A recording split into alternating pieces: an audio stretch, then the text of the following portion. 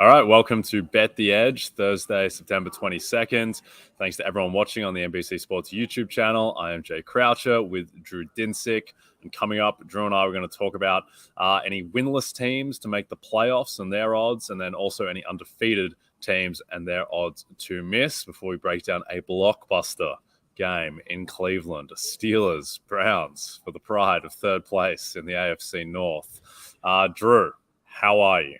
I'm well. It has been a weird morning. Going through it's just a lot of things happening. This Celtics news is surprising. NBA, starting to think about NBA a little more. I'm excited when the show goes from NFL only to a little NFL, a little NBA. That'll be cool. We got a weird game on tap tonight. The weather looks weird. The market looking a little strange. A lot of interesting ways to break this thing down. So excited for Thursday Night Football just because it exists. But boy, oh boy, this one's going to be a rough hang. Maybe a rough hang. I don't know. These Cleveland games have been pretty entertaining so far with high scoring, but certainly the market doesn't think that's on tap tonight with the total dropping a couple points to 38.5. We'll get into that game in our third segment, but firstly, winless teams that can make the playoffs. Okay, I'm going to go through some of the teams. Then you tell me what your favorite is. Okay. So the Colts, the mighty Indianapolis Colts, plus 110, which doesn't not feel enough. Like a great bet. The Titans are plus 150, the other team that is collapsing in the AFC South. The Bengals are plus 155, the Raiders plus 275, and then you get to kind of the no-hopers, no offense to Matt Rule and Baker Mayfield, but plus 625 for the Panthers, and then the two real long shots, the Texans and the Falcons, who are both 13-1. So who do you like out of that list? I would love to book the other side of the top of two on that list. Yes. I don't think the Colts and the Titans are in any way, shape, or form kind of in the even close to 50-50 right now, at least the way that those rosters look and the health of those teams. Colts, I will, if you have Colts positions out there, Colts enthusiasm, I'm not here to throw cold water on it. But the warning signs are enough beyond the players who are missing that I'm not interested in Colts. Bengals I like, but I like them to win the North at a better price. And then Raiders is a pass. They have not shown me anywhere close to enough. Panthers a clear pass. That should be a bigger number.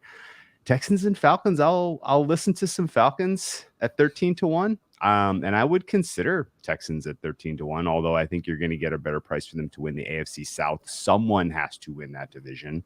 There's very low likelihood, in my opinion, that the Texans sneak in as a wild card, but they're certainly on the same level as the Colts. They tied in week 1 for crying out loud.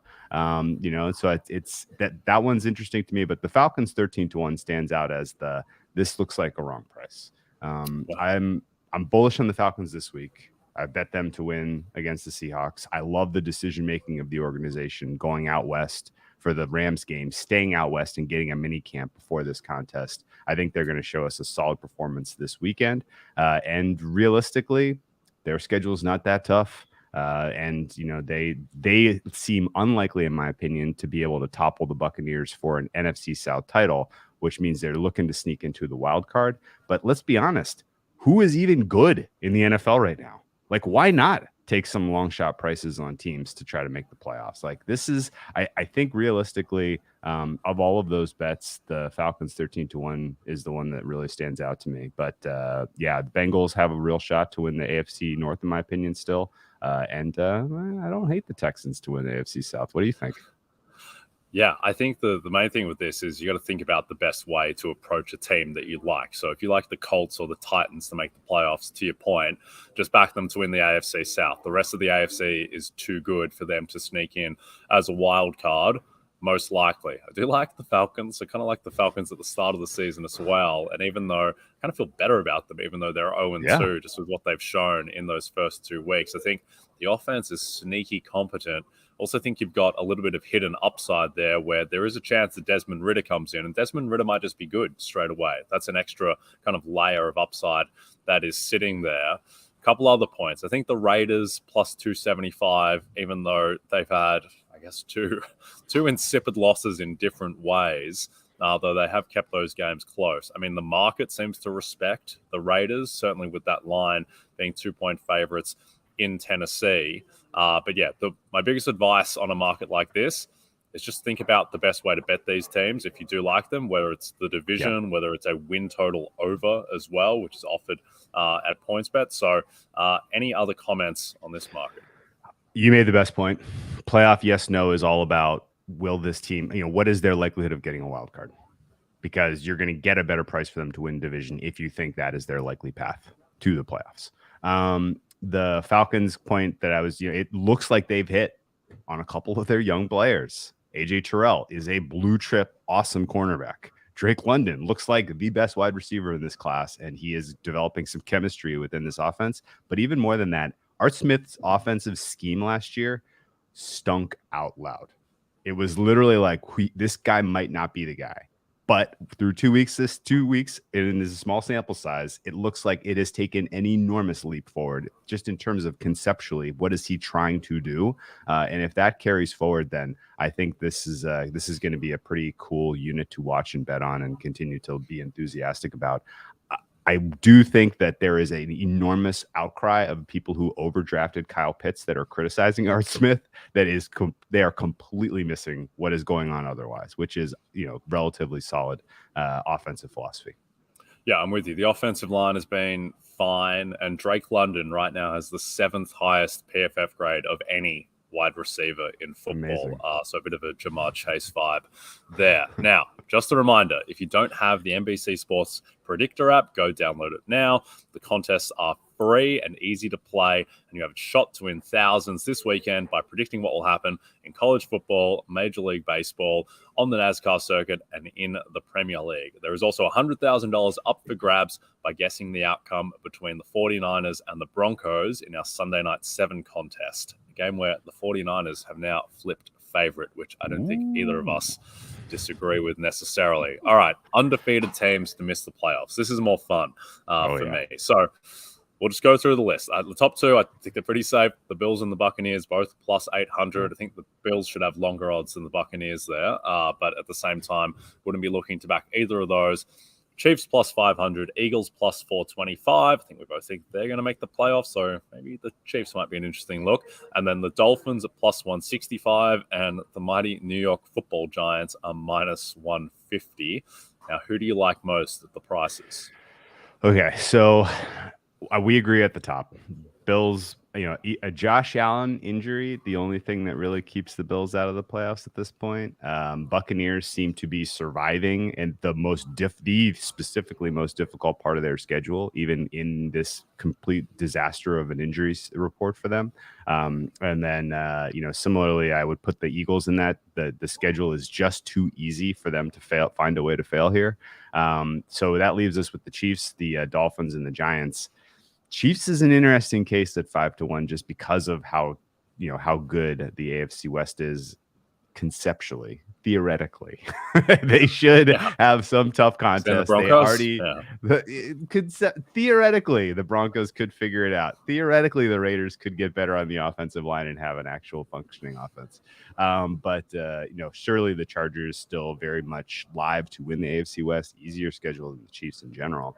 There was a little bit of loose play out of your MVP, Pat Mahomes, on Thursday Night Football. He had a couple of turnover-worthy plays there that didn't quite turn into picks, but that's okay. I might pivot to Josh Allen there with you after last week. Still a long way to go, but I do think that just in general, the style of play, the way that Pat Mahomes is a little bit inclined to try to, make a play with his legs, it puts him at a little bit higher risk. You're basically betting on likelihood of injury at 5-1 for him, at the end of the day. But that's a price that I'm going to think about. Dolphins and Giants, I think, are both live to miss still. Dolphins, we've talked about already this week. Their schedule gets absolutely heinously brutal in the months of December and January. That could be just, they if they can't come through that at least 500, they're going to be kind of on the bubble for a wild card spot, in my opinion. And then the Giants, the question about the Giants is, do you enter the market now at minus 150, or do you wait and see how Monday Night Football plays out? We haven't talked about this game at all. I don't really know what your opinion is of the Cowboys right now. But if the Giants lose that game to the Cowboys, then all of a sudden that minus 150 is like minus 400. But if they win, then you could probably get a better entry point on the Giants. What is your general temperature of that the boys in blue? Yeah, I mean, they would be my bet at minus 150 to miss. And I think everyone is looking at the Giants, having an easy schedule, but there is no easy schedule when you're a really bad team. And I think that the Giants, every game is losable. Are you going to play the Bears? That you can't chalk that up as a win. The Giants at home to Cooper Rush are only a 1-point favorite right now. Yes. So there are no ticks on the schedule like there are for some of the other teams on this list, like Kansas City and Buffalo. But that would be my look as the Giants. And, going back to what we were saying in the last segment about different ways to bet teams, well, I had a lot of people texting me about, backing the Giants under 8.5 wins, where it's a bit just on the under. Now, I would just rather back the Giants to miss the playoffs, because if they go under 8.5 wins, then they're definitely missing the playoffs. And there's still plenty of scope, even in the NFC, to miss the playoffs at 9 and 8. And then even in, real outlier situations at 10 and 7 as well, doesn't guarantee you a playoff spot. So I'd be backing the Giants minus 150. I agree that it might change. Well, it will change depending on the result Monday night. I just don't think that you can hope that they win and then get a price point, because then you're also competing against what your logic is in the first place. Yeah, a little bit. That's a very strange game. Cooper Rush, prime time on the road, only getting 1 point at this. And look, I like the Cowboys at +3 where it opens. Don't like them as much at +1. It does kind of feel like the Giants just win that game, right? I don't think so. I like the Cowboys. No, your boy, Micah Parsons is the most important player in this game. I mean, really, like this may be one of the only games we have in the NFL all season where the most important player is not a quarterback on either team. It's Micah Parsons, because talk about a mismatch. Parsons up against that O-line, up against Daniel, who loves to fumble and and throw the untimely pick Jones. Like this has strip sack, touchdown, written all over it for Micah Parsons. If you don't already have a defensive player of the year ticket in pocket, the train's leaving the station on Monday, in my opinion, but we'll cover that, I believe, next week. Yes, we'll break that down in detail on Monday. It's a very weird game where Micah Parsons is literally worth more to the line there than Daniel Jones, just because Daniel Jones might be worth negative points to the line vis-a-vis his backup. All right, Drew, in case you missed it, Matthew Berry's new show, Fantasy Football Happy Hour, which I'm co-hosting. That's why I'm wearing makeup at the moment. My hair is slicked, wearing my Taylor Lautner mask. The legendary fantasy football analyst is back with NBC and RotoWorld, doing what he does best, rolling out his love-hate list, which we're going to break down on the show in an hour today, breaking down who to start and sit and much more. Also, plenty of actionable betting information along the way for sports bettors. So check it out weekdays in the afternoon on Peacock at 12 p.m. Eastern, or listen to the show in podcast form wherever you download and subscribe. And there's also the Sunday pregame show at 11 Eastern on Peacock with myself, Matthew, and Michael Smith. All right, let's get into the blockbuster of the week, or certainly of the day. Steelers-Browns. Browns minus 4.5. Total is ticked down to 38.5. We'll get into some player props in a minute, but headline markets, what do you like? Yeah, I mean, how do you sell this game? It's not baseball. It's certainly not baseball. No, this is an interesting one for a lot of reasons, and we've seen some interesting market movement here where the Browns have really taken a decent amount of steam. This was in the look aheads. We were looking at 3s. It opened 3.5. It got bet all the way up to 4.5 before some of the market makers have seen some Pittsburgh money show up. Good luck to you, whoever came to the window today and bet Pittsburgh. Mitch Trubisky and Matt Canada as a combination, probably one of the least inspiring duos in the NFL in terms of quarterback plus offensive coordinator. I think you would probably power rate them 32nd in terms of that specific combination. And I think going up against the Browns team that got embarrassed in the fourth quarter with the way that they let the Jets back into that game, you should see a more spirited effort here out of this Browns secondary. On top of that, the Steelers don't really trust Trubisky to run the offense at an aggressive level. There's going to be a lot of handing off the ball to Najee Harris, who's dealing with an injured foot, going into a pretty stout defense defensive line. I know Jadeveon Clowney's not there, but Myles Garrett is a difference maker. And overall, with the short week, not a lot of time to integrate new things in the offense. I don't know what the Steelers can do to really fix the way things have looked through 2 weeks so far. On the flip side, Jacoby Brissett, not a guy that I'm really interested in going to war with.